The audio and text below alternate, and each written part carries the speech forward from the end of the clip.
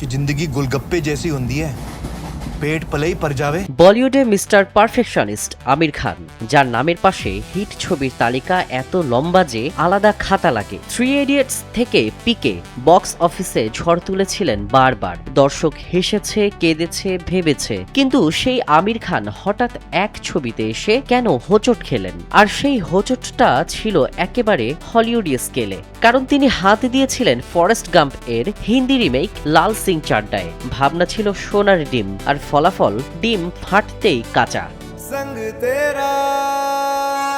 গল্পটা শুনলে সিনেমার চেয়েও বেশি ড্রামাটিক লাগে। ছবির সত্য কিনতেই প্রায় 180 কোটি টাকা, বড় বাজি, বড় স্বপ্ন। কিন্তু শোনা যায় এত বড় প্রজেক্ট হয়েও সেই সংস্থার মতামত নেওয়ার প্রয়োজনই মনে করেননি আমির। নিজের ভীষণেই পুরো খেলা খেলতে চেয়েছিলেন তিনি। মনে করেছিলেন এই তো আমির খান, 200 কোটির ছবি, আরে 300 তো ন্যূনতম। অবিশ্বাস্য আত্মবিশ্বাস তখনও ফুল অন।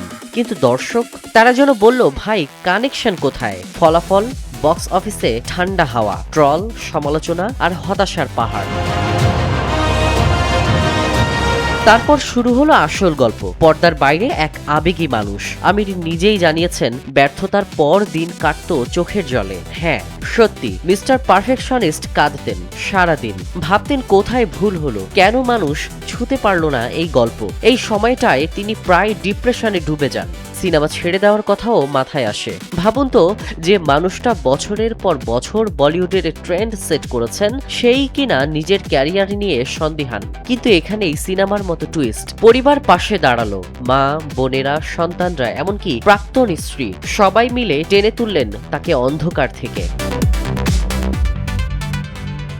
আজ 4 বছর কেটে গেছে লাল সিং চাড্ডা সিনেমা মুক্তির পর। আমিরও এখন পর্দায় ফেরার সময় নিয়ে দ্বিধায়, তবে একেবারেই গায়েব নন। ছেলের কাজ নিয়ে ব্যস্ত, নতুন প্রজেক্টের গন্ধ ভাসছে বাতাসে। আর এই পুরো ঘটনা যেন একটা বড় রিমাইন্ডার, স্টারডম যত বড়ই হোক না কেন, দর্শকের হৃদয় জেতাই আসল খেলা। আমির নিজেই স্বীকার করেছেন অতিরিক্ত আত্মবিশ্বাসী ছিল তার সবচেয়ে বড় ভুল। তবে এটাও ঠিক যে মানুষ ভুল স্বীকার করতে পারে, সেই আবার ফিরে আসতে পারে। তাই বলিউড এখনো অপেক্ষায়, কারণ গল্পটা এখানেই শেষ নয়, হয়তো এটা শুধু ইন্টারভেল।